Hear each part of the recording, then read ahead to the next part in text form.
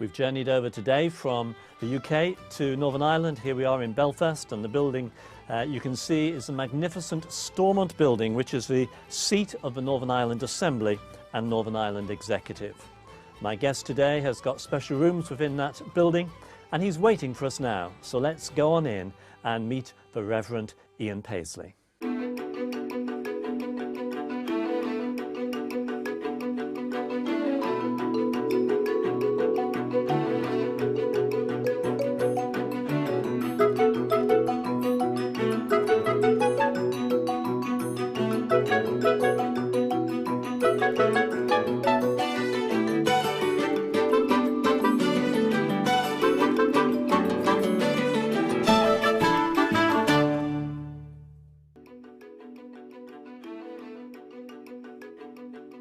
Welcome to today's interview. We're in Stormont in Northern Ireland. It's the home of the Northern Ireland Assembly, and my very special guest is the Reverend and the Right Honourable Lord Bandside, better known to you and to me as Dr. Ian Paisley. Dr. Paisley, thank you so much for allowing us to come and to actually be in your offices here at Stormont. It's a pleasure to have you. Well, it's a joy. There was a little confusion when I looked in some of the notes as to whether you're Lord Bandside or whether you're Baron Bandside of North Antrim. How's the correct title? Well, it is actually Lord Bandside. The reason I'm not Lord Paisley is the simple reason that my wife was in the House of Lords before me, and she took the title Lady Paisley. And they said it would demean her standing if she was just tied in with me, because that would mean that she wasn't really on her own. She wasn't there to do her own thing. And I said, well, she took my name before, so she's taken it completely off. My Bandside was the area for which I stood and was elected and served him for 40 years. So I took Lord Bandside. I am the Baron of the Bandside area. That's what I really am. But it's immaterial, except I can understand why they were very careful to guard my wife's special privilege. You live and learn every day. I mean, yes. Fancy that. So you're not allowed, as a lord, to have the same name as your wife. That's right. Yeah. But when you got married, she took your name. That's right. Oh, well. Amazing. In my introduction today, I could have described you as so many things. I mean, clearly you're a husband, you're a father, you're a preacher, you're a teacher, you're an evangelist, you're a politician, you've been leader of your party, and so we could have gone on. Which title is your favourite and why? Well, a sinner saved by grace. I am a soul that came to his Lord and received salvation, his free gift, and was washed in his blood and became an inheritor of the kingdom of heaven. And I am just an ordinary person that God in his grace has delighted God to save me. And I rejoice in that. And I try to bring my Christianity into all the work I do. And I never need to tell people I'm a Christian. They know that I have made that profession. They may criticize me, but they know where I stand. Mm. I saw an interview recently with Dr. Billy Graham, who's a little bit older than yourself. And he was saying, if I had my time again, I would do less traveling, less crusades, and spend more time studying the Word, praying, worshipping, and meditating upon God. If you could look back on the years that you've had and could do some things again, are there some things you'd do differently? Well, I'm sure there would, because you learn by experience. But I mean, I have always been very careful to maintain my prayer life. I suppose we have more prayer meetings in the church than any other type of meeting. And I have always done that. We've had nights of prayer. We have 2 days running on in prayer. I mean, I would agree with Billy Graham that it's very important for the preacher to be tuned into heaven and be in the right standing with his Lord. For if you haven't God's blessing, you really have nothing. You're just the same as anybody else. But if you have God's blessing, that's what makes your ministry effective. I don't want to say anything about your age this morning, but many people, by the time they get to even a younger age than yourself, have got the slippers out and are sitting by the fireside and a cup of cocoa in their hands. And yet you seem as busy as ever. What's a typical Dr. Ian Paisley day like? Well, it starts, of course, with my reading of the Word. I never leave my bedroom that I don't read the Word of God. And prayer with my wife together. And if my daughter is there, she joins us. And that's the way the day starts. It varies. Some days I'm going straight to London to do my duties in the House of Lords. Some days I am at the desk, which is very important because I believe that if my ministry is going to be carried on after I go, the more writing I do and the more publications I do, that they will still be there to witness to what I believed in. So I spend a lot of time. In fact, my wife says I spend too much time in the study. But I think it's very important. Well, then, of course, I have my church all planned out to do what they should do when I am doing other things. So, I mean, I have a good staff, and the church runs very quietly and well. It's a Presbyterian church with elders and a church committee. And it certainly runs very well.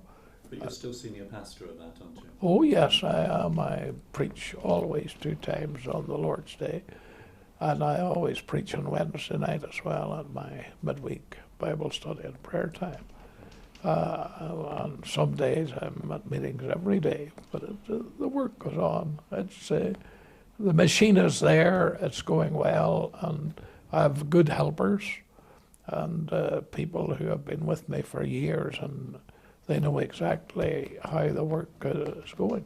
And we have a great young people staff, and we have a great toddlers meeting with the mothers. We have over 100 of them every weekend, which is great to hear the shouts of the youngsters and to see them how they're interested in God's house and how they come to it and how they realize that God's people are not long-faced, miserable people. They're happy. So no plans to slow down yet? No, I think I'll work to the end. Mm-hmm. Mm-hmm. Can we go back a long time ago to your own upbringing, to your own childhood? Yes. What was home like? Who was... Well, my father was originally in his ministry, a Baptist minister. He was a graduate of the Baptist College at Dublin. And he was the first pastor of Armagh, a Baptist church. He was the founder of the church there. And then he moved to Ballymena. And he in later years, left the Baptist church and opened what was known as the Gospel Tabernacle in Ballymena, where he kept a long ministry, and he lived till he was over 90, and he was a solid old-time evangelist and preacher, so he was. Were you an obedient child, or was there any rebellious streak in you as you grew up? Oh, I'm sure I was very rebellious, but I mean, we were brought up. My father and mother brought us up in the fear and nurture and admonition of the Lord. And you were one of how many? Just 2 of us. And then my two sons and one girl, my sister. But then on the 29th of May 1932, I understand it's quite etched in your mind, you had what can only be described as a spiritual experience. Can you tell us about it? Yes, well, I had 3 or 4 young men with me who were very keen. One of them had been saved from the very depths. He had been drinking and gambling and everything, but he came to my meeting. A funny thing, he came in a very particular way, that his mother met a person. His mother was a believer, and she met a person that said, you should try and get your son over to Ian Paisley's church. You know, he could get converted and could be a new man. And she did that. She worked on her son, and one day he came. And that day God spoke to him and saved him. And he was a very close buddy of mine. We were the same age, and he was very keen. And he was a tremendous personal worker. I mean, he could get the word home to anybody sitting on the bus or on the street. He was always at it. And then I had another young man who was a very keen scholar, and he was one of the gang, as it were. There was 3 or 4 of us. And I said to him, you know, if we're really serious, we should spend a day and a night in prayer, really go to town. So we did. In fact, it ran into 2 nights and 1 whole day. And at that time, all of us felt an infilling of power and a desire to really be at our best. Now, I would say 1/4 of our congregation thought we were mad, and the people that believed in decorum and nicety at church, they thought were all gone stupid. But on the first Sunday after that, I didn't go into the pulpit, I just stood at the communion table, and I told them what had happened. And I said, you know, there's going to be changes in this place. And I said, we're going to really go after the souls of men, which we did. And there was a great ingathering of souls. Hundreds of people came to Christ. The hardest sinners of the neighborhood. The one man that I said to my elders, I said, who is the worst man on this road? And they said, he's an old man that lives down that offshoot, just opposite the church. I went down to see it, and it was through a very dark passage, and he had a little house, and it was smelling of liquor. And I said to him, when did you first take liquor? He said, when I was a boy of 12. And he was known as the worst drunkard in East Belfast, and a terrible sinner. And thank God he got converted. Well, people came out to church to see him. I didn't believe it, to see him. And he was a great, that put a sort of longing for people to see more of it, which we did see. But I mean, his funeral, that man's funeral in the Ravenhill Road was the largest funeral ever left the Ravenhill Road. They came, droves of men that they had drunk with all his life, and they stood and wept at the coffin as I told them of what had happened to their... And it all began for you as a child, didn't it? It did, yeah. It did. So I guess you don't despise working amongst children and the importance of sharing the gospel with children. No, I believe my whole emphasis has always been on good Sunday schools. And of course, Sunday schools are very difficult today. It's not the old way, but there are other ways to get at youth. And if you get young people like that, and they get the joy of it, and they get the thrill of it, and they're doing something, it's a great help.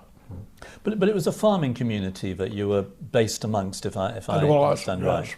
Yes. And when you came to leaving school, which I think Yes. was about 16 years Yes. old, then the plan initially was for you to go to do something, get some training in farming and go into farming? That's right. I was going to the school, the Greenmount Agriculture College, and I was dead set in that. And my father, who came originally from 6 Mile Cross in County Tyrone, he had friends, big farmers. So I went down to stay with them and start to learn farming. So where did the change come? Because clearly at some point you moved from that direction to sensing the call of God, the vocation upon your life, and then all the training and the... Well, it really came to me every year. The farmers in that area cut peat as the old burning material, and you had to keep turning the peat over so that they could be thoroughly dried out. And you might have an acre of peat, as we had, and you had to go up there in the morning and work all day simply turning them over so that they can get properly dried. For you could not bank them up or take them to a shed and bank them up except they were dry. They had to be dry. And of course I had plenty of time to think, as day after day I took a bicycle and rode for 2 or 3 miles up the road, got out in a peat bog, and I was alone. And I had to make some decisions of what I was going to do. And then the man I was staying with, George Watson, he said to me, "And you should start saying a word at our gospel meetings." And I said, "No, I don't think so." He says, "Well, we'll try it someday." A small gospel meeting of about 6 or 7 people every Sunday. So I got up thinking I had a great sermon, and I sat down after 3 minutes. I ran out of steam. I've never run out of steam since that day. And so I was greatly disillusioned. And there was an old man in the meeting, a man called Kyle, who was a cousin of my father. And he said, "You know, at your age of 15, if you preach for 3 minutes, when you're 80, you'll preach for 3 months." And we entered into I said to my friend that was keeping me, I said, "You know, George, we should go out as many nights in the week and go and visit all the poorer classes in this area and try and do a work for God," which we did. And we saw a great movement among the older people. And that little hall that was built there eventually became a Free Presbyterian church. Of course, I told them when they built their own church, a lovely church built there now, I said to them, "I would like that wee hall." So I moved it then onto the grounds of our college, and that's where the students go to pray today. So your first sermon, do you know what you chose as your text or what you preached that day? Yes, I spoke upon Lazarus, been raised from the dead, and his sisters, their attitude to what had happened. And but I mean, it was very short, 3 minutes. Okay, well, we won't ask you to talk about that today.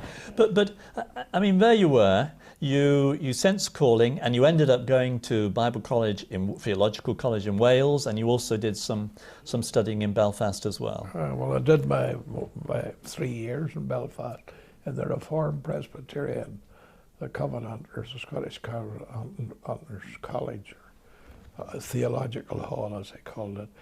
But I did go, and the war was on, and I did go to the Barry School of Evangelism, which still continues under a new name in Wales. And the man there was a man called Fiddler, and Mr. Fiddler was a very clever man. He knew 14 languages. He was a very clever man, but totally. And he was a friend of the man that was so eminently used in the Welsh revival. So it was a revival spirit we were in. We rose every day at 5 o'clock, got our chores done, then went to prayer and prayed till breakfast time.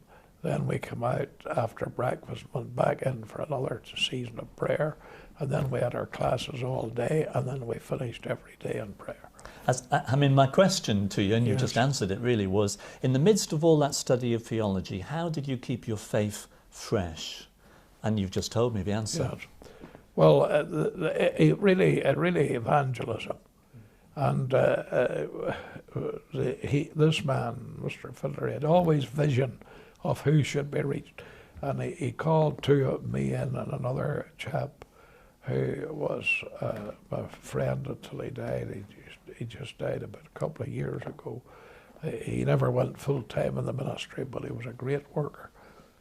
Clarence Meadow. And Clarence, he called us in and he said, you know, boys, the ships are going in and out of Barry Harbour and Cardiff Harbour. He says those men may never return, because it was the time of the Atlantic attacks from the U-boats. And I would like, he said, I would like you boys to take Saturdays off and go down there with your Bibles and your books and go from ship to ship and tell them. So we did. So every Saturday that we could make it, we went to the docks and witnessed to these men. I mean, they were in, some of them cursed us, some of us blessed us, some of them blessed us, some of them made us meals to eat, and we had a tremendous time. But best of all, we had the joy of kneeling down in many a birth with a man and leading him to Christ. And we had one great conversion. I was preaching at an open air service in the middle of Barry, and there was a place there where all the people came and gathered at night, and they argued and everything. You had politics and you had everything, and we preached the gospel. And this man was absolutely, he had just come in. The boats around him that were sailing across the Atlantic, many of them had been put down by the U-boats, and he was in a terrible way. And he said, I'll go out, and he says, I will get drunk, and I'll get a woman, and I'll spend my week living in just in evil, and then I'll go out again, and maybe I'll never return. But God spoke to him that day, and he never got any drink into him or anything. He just was absolutely flabbergasted, and he turned to Christ just on the boat himself, knelt down and said, "Oh God, save me." And he got through the whole of the war. But an interesting thing, when I was opening a little church in Wales, many years after, when the Free Church started, this little church came into existence, I preached. And at the end of the day, that man walked up the aisle and told me the story. Praise the Lord. And he said, I saw your name, I knew who you were. And he said, I wanted to come today. And that was 35 years after that, and all his face was radiant, wasn't it? Yeah. Looking around at your office here, the Lord has blessed you with a lovely wife, with Eileen, and I know that your children are very close to you. How did you meet Eileen? I met Eileen in a strange way, in that she's a shorthand writer, and I wanted to have one of my sermons taken down, and I knew her brother, and I said to him, Willie, I'd like Eileen to talk to me sometime about getting sermons. I know she's very good with her pen. And so it was really through him that I met. He was a very sincere Christian, and so was his father and mother. And they had a terrible calamity. A terrible calamity in their early days after marriage, and the first children came. 3 of the children died of fever, and it drove them very close to the Lord. And there was a great preacher in our country in his day, a man called Nicholson, W.P. Nicholson, and W.P. Nicholson came for a mission, and the mother got saved, and the father didn't, but he always was under the good impression of us. And then one night he said to his son, he says, "Willie, I put this off too long." And outside my home, he sat in the car with his son. He got saved, and he was a great man. So it was that's how I got to know the family that my good wife came from. And if I was not interviewing you today, but I was interviewing your children, how would they describe Dr. Paisley as a father? Describe him too firm. I don't know. No, I've always had a good relationship with them all, and they're all saved and all walking with God. And not only that, their children coming up too. And the Lord has been very, very good to us. So He has given us household salvation. And my son has taken my place in the House of Commons, and he is now the member for the House of Commons for my old seat side. And my other son is in the ministry, and he's in Lewis, and he's doing well. His church is doing well. Mm-hmm. In fact, it reminds me of our own early days. He rings me up and tells me about people coming to Christ, and people he has prayed for, you know, so it's a repeat of it.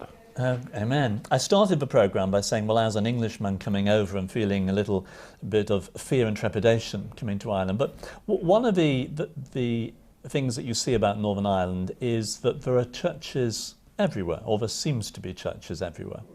So why did you feel it necessary to start a new church and what became a new denomination? Well, it started under circumstances.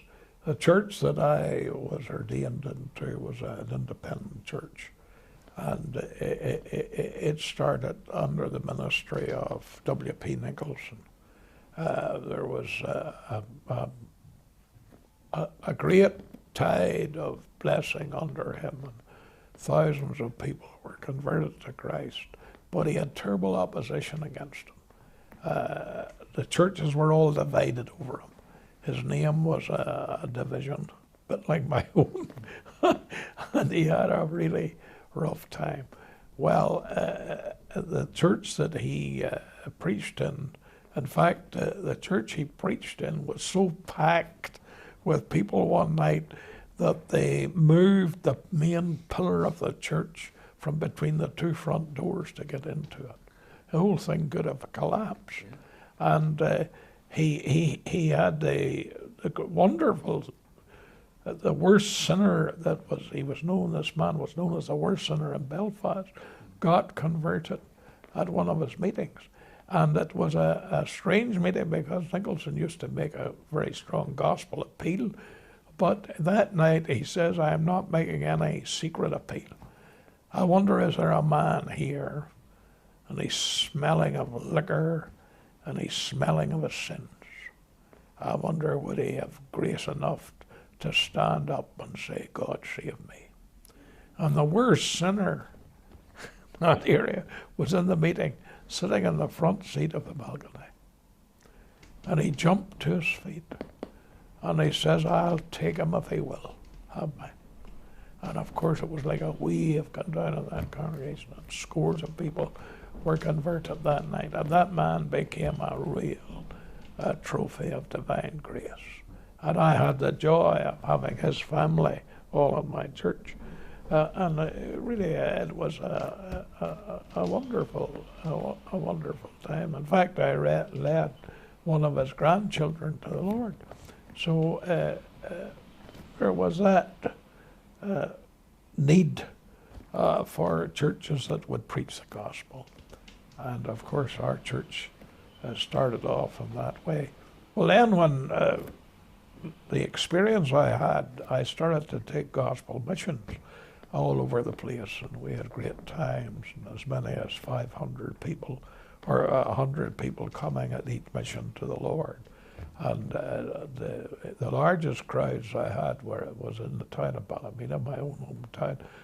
When the first mission there, we had almost 500 people who professed faith in Christ. So we had times of real revival. And of course, the prayer meetings in those days were packed with people. I mean, you had to fight to get in to pray. Everybody was praying. Times of refreshing. What was the significance? You called your churches the Free Presbyterian Churches of Ulster. Why did you use the word free?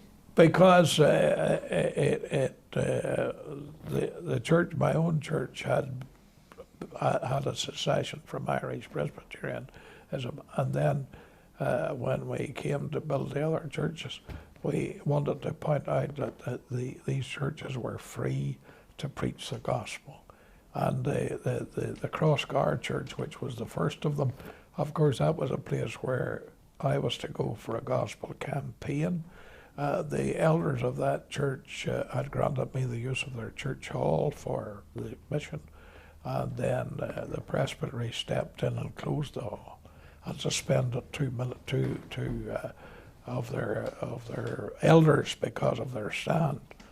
So we thought we were going to have freedom, so we called ourselves Free. Many churches are struggling today. If you drive around the UK particularly, you see churches which are closed, churches which have got a few people. What were the principles that you established then that you believe are the key biblical principles in order to make growing churches? Well, first of all, the church membership must be a born-again membership.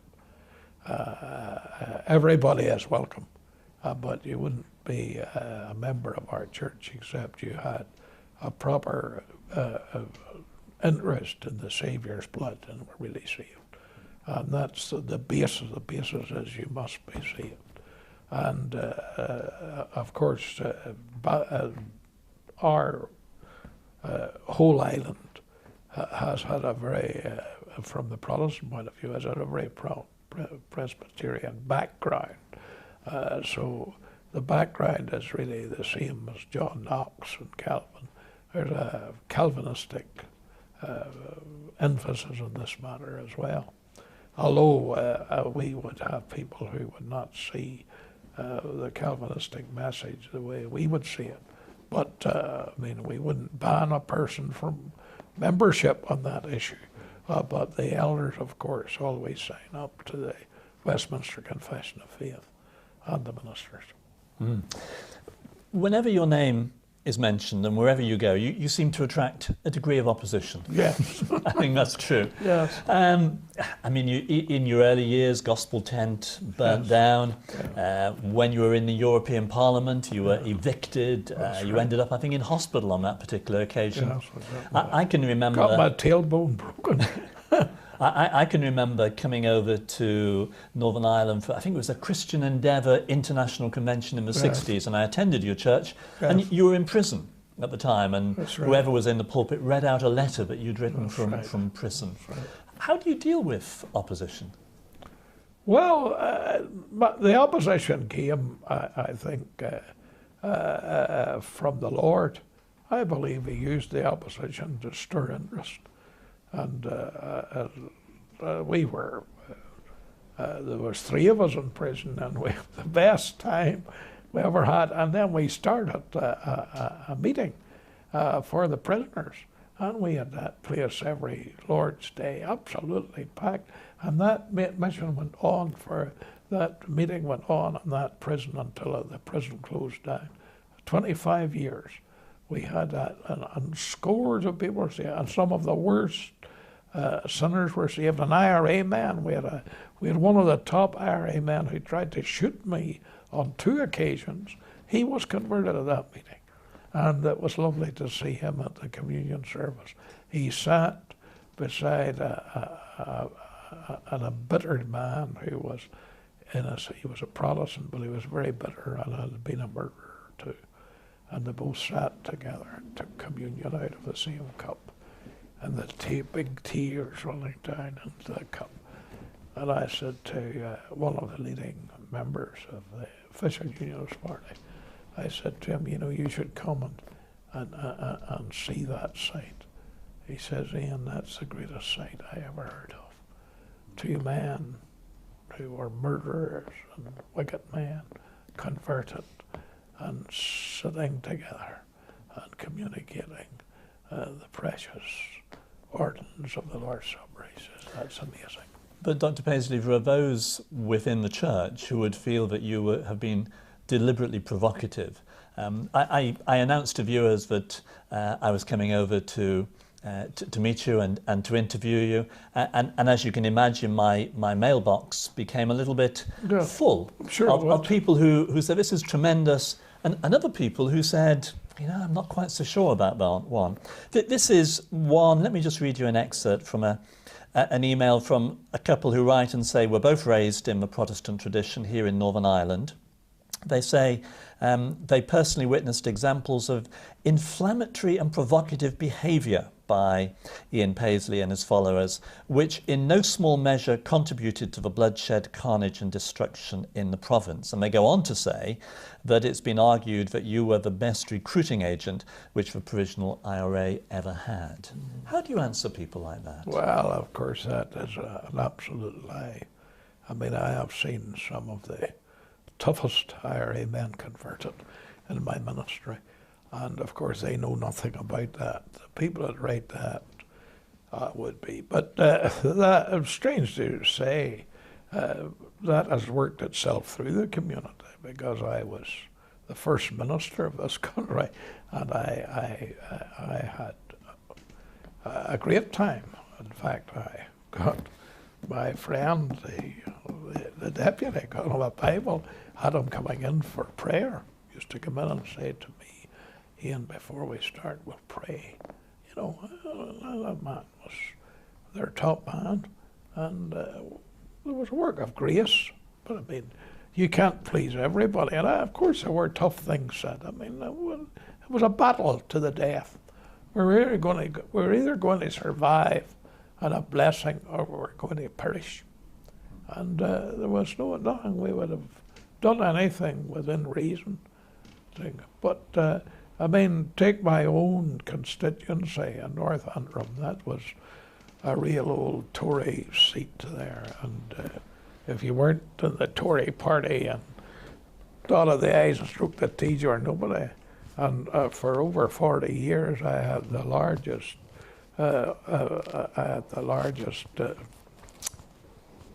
election victory. I had more votes cast for me than any other person in the British Parliament. And when we went to the European Parliament, I had the largest vote that was given to any man in any part of the European Parliament. Let's just talk about politics for a moment, because here you are, you're active in the church, you're a senior pastor, church, the denomination is growing. You're seeing enormous blessing in terms of people coming to Christ. Yeah. And yet, you equally felt that call into politics. But for some people who, maybe it's not so much now, but it used to be taught, you know, Christians don't get involved in politics. Well, you know, you're in the world, but not of the world. It's a pity they didn't. I mean, if we had more Christians with devotion to God in politics, then you'd have a better standard of behaviour in the Houses of Parliament, and you'd also be witnessing for the Lord. And I think that you can't live out of the world. If God puts you in the world, you're put in. And I think we take the example of the blessed Saviour himself. I mean, no man made more political statements, if you study them carefully, than he did. He was in the midst of trouble. And I think that you will. I mean, Christianity, when it is accepted, has no power. Christianity is a suffering church. It's a suffering church, a church that makes the sacrifices. That is the church that's going to go places for God. So did you have a calling one day and you sensed the Lord saying, right, now, stand as a member of Parliament, get involved in the politics of your community, or was it an outworking of your Christian faith that just inevitably caused you to be involved? Well, actually what happened was that we were entering into serious times, and the trouble was that the official Unionist Party was trying to find a way of getting around facts, and we had to face up to the facts, and the crowds were gathering for what did really happen, and that seat that was the Prime Minister's seat turns O'Neill's seat, and I was asked would I go at a visitation, a businessman who came to me and said, Ian, you're the only person that would make, you'll not win the seat, but you'll carve into it. And I went home and prayed, and I said, Lord, I don't want to do this. Well, the Lord said, you'll do what I tell you. Come back and see me. So I went back one day, and I'd stayed a long time on my knees, and it burned into me. So I come out and I said, I'm going to fight. And the Prime Minister only got in with a very low, it really shattered him, and he resigned a year afterwards, and I took the seat over Harmony, and I had the biggest vote in that seat for 40 years. So, and they did everything to get me out and lied about me and Sunday. But I just sealed in. Yeah, and you were never defeated, because at the end of the day you retired from that seat. No, I didn't lose any seat I ever fought, except the first time I fought that seat that I lost. And of course, the European, I had a great time in Europe. And that was at the visit of the Pope where I made that protest. And what annoyed me about it was that the British member who was at that time, he's now in the House of Lords with me, I was talking with him the other day, and he brought the Pope on his own and then announced that the Parliament were going to welcome the Pope on such and such a day, and I got up and said, the Parliament had nothing to do with it. You are welcoming the Pope. And I said, why did you not put this to this House?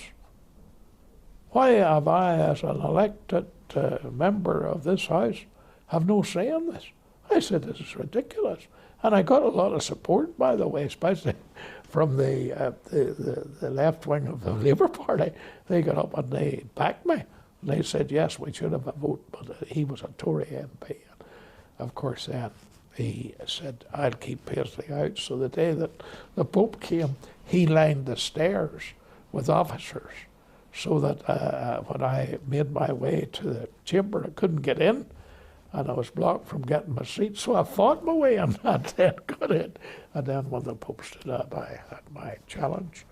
Sad, but I got my tailbone broken. But and ended up in hospital. You've already talked about the example of the Lord as someone who led you into politics. If I said to you, who are some of the others from either the scriptures or from history who you would say are heroes of the faith to you and have guided you? What about Joseph in Egypt?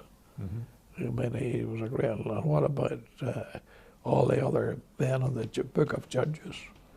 And in the New Testament, there was no man more strong in his views than the Apostle Paul was. Mm-hmm. And some of our viewers, they said, oh, ask Ian Paisley about Oliver Cromwell. Someone else wrote in and said, I think Ian Paisley's done a book on St. Patrick. That's right. And they must be some of your heroes too. Oh, yes. Oh, St. Patrick was a gospel preaching man.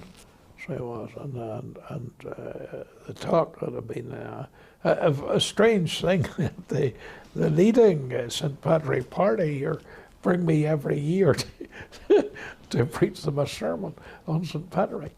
The last time we had it, that big meeting of that particular group, you know who was there? The president of the South of Ireland. She was there. She came up to hear me. She did. So it pays to be forthright and strong in your convictions. Dr. Paisley, you know your achievements better than I do. 40 years in the House of Parliament. You're a member of the European Parliament. You've led your party. You've been leader here in Northern Ireland. How do you manage to spread your time so that you're still in the church, you're still senior pastor, you've fulfilled all those roles, you still have a responsibility to your wife and family? I don't let anything to interrupt me in my spiritual life. That is the precious thing, and that's what has made me strong. And I just say that can be left aside. And say, well, it might damage you not been there. I say, well, I'll be damaged, and I've never had any qualms about that. First of all, I'm a simple Christian. I'm saved by the grace of God. I know I'm saved. I have a desire that others would be saved. And in the Roman Catholic areas, I get a wonderful reception.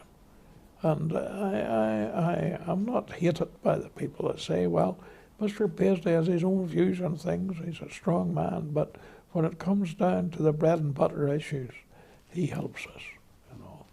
And I don't. And then, of course, I never worried anyway, because being a Calvinist, I believe what would be. And if I was to stay in politics, I would get the thing. I never worried me one tuppenny ticket what was going to happen in my results, because I knew if I lost the seat, it was the will of God. God's on the throne. There's a lovely story, I don't know whether it's true or not, I think told by John Hume, who was the leader of the SDLP, where he said, because you were known as the person who always said no, yes. he said on one occasion, if the word no was deleted from the English language, then you would be speechless. Yes. And you replied and said, no, I wouldn't. That's right. I don't know if that happened or not. I know. But you've been seen as someone who's been very emphatic on your views and very dogmatic in terms of I have politics. no apology to make for the book. And when the Lord says people have to be saved, he means they have to be saved. And when God says these are the commandments you have to keep, they're made for keeping, not for breaking. And I think that the most dogmatic messages that ever were preached on earth were preached by Christ, you know. Mm-hmm. But there are those now, Dr. Paisley, who think you've gone a bit soft in your old age because you went down the route of reconciliation, because you sat with some people who maybe 20, 30 years ago you described as the enemy. Do you think you've gone soft in your old age? No, I think that what I did, the main issue was, were we going to have a government in Northern Ireland, and in that government was the Sinn Féin and IRA going to take part? And I laid down 3 conditions to the British government. If they were going to take part, they must, first of all, publicly make known the fact that they were finished with terrorism, that the end had come, that the battle was over, that they would no longer lift money for it, steal out of banks for it, and all that. That must be clear. They must also sign that in a book specially arranged to be signed by us all. We're all entering into government. That must be signed. And thirdly, they must make their peace with the police. You couldn't have a member of Parliament and a minister of the government taking the attitude that they have always taken to the police, and they will wipe the peace out. And that could have been a year before the time it came. But sadly, the Prime Minister of the day, he wasn't prepared to put it to them. And we argued for over a year. In fact, one day, I had 7 phone calls from him. He wanted me to change certain things, and I said, no, those are unchangeable. I said, there's a lot of other things that I'm not happy about, but I could take my seat on those terms and on no other, and they're not for negotiation. And the day that we signed up on those, when the head of the IRA came to the meeting, he sat down and the book was on the table, and it was dead silence. We didn't know whether he was going to sign or not, but it was really part of his propaganda thing. And I took the book and I threw it over the table to him, and I said, are you going to sign? I say, you're getting 2 minutes to get your signature, and if you don't, I'm rising and going. And I warn you, it'll be harder to get me back. And he took the book and signed. And that's what really happened. And of course, I had to face my own people and explain to them what they did. And thank God they stood with me. There was some of them, for their own selfish ends, said no. And they went out from amongst us, but they weren't off us. And we have had the degree of peace that we've had. We're not there yet, but we have a basis that can be built on. And of course, it would have been easier for me that day to be a tough man, and it would have been more popular with certain people, but I had to sacrifice even my own place, because the importance is we must have a place to live in where our children can grow up and know the freedoms of Protestantism, and also have a good relationship with the Roman Catholic people. Mm-hmm. You've been very generous with your time today. Yes. Thank you so much for it. Let me ask you one last question. Yeah. As you look ahead, particularly for Northern Ireland, are you optimistic or pessimistic? Oh, I'm optimistic. I believe the Lord will deliver us. He has done great things for us, and he hasn't. And there is, thank God, a spirit now amongst the people again to seek the Lord.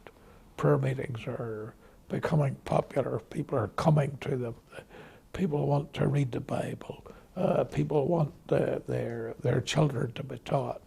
And I think we have marks of a movement of the Spirit of God. And it's the only thing that can do it, because the only thing we can do, we need to see these gunmen from both sides of the fence. And in fact, from my side of the fence, the threat to me today is from Protestants. So it is. But I mean, the point is, God is on the throne, and he's not going to mock his people.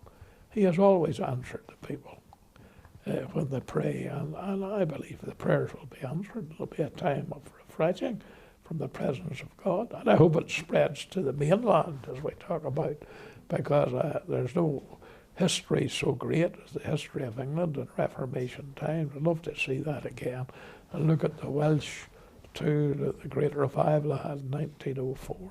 All those things all point to the fact that God is still on the throne. Well, you've got the book there on your knee. Would Yes. you like to finish by just reading to us I will. a short passage out of it? Well, we could read no better for the closing down of our talk and exchange of views than the last part of the Bible, the book of the Revelation. And behold, I come quickly, and my reward is with me, to give every man according to his work. I am Alpha and Omega, the beginning and the end, the first and the last. Blessed are they that do his commandments, that they may have the right to the tree of life, and may enter in through the gates into the city. For without are dogs and sorcerers and whoremongers and murderers and idolaters, and whosoever loveth and maketh a lie. I, Jesus, have sent mine angel to testify unto you these things in the churches. I am the root and the offspring of David, and the bright and morning star. And the Spirit and the bride say, Come. And let him that heareth say, Come. And whosoever will, let him take of the water of life freely. Amen. Would you like to just look to the camera and would you pray for our viewers? Just pray. Yes. Father in heaven, we thank thee for thy word, and we thank thee for what thou hast done for us poor sinners in sending thy Son to die on the cross for us. All the way to Calvary, blessed Jesus, you went for me, and you died to set me free. Grant that those that see and listen may be brought into contact with thyself, and that the old things will pass away, and behold, all things will become new. And to thy name and to thy name alone shall all the glory be. Amen.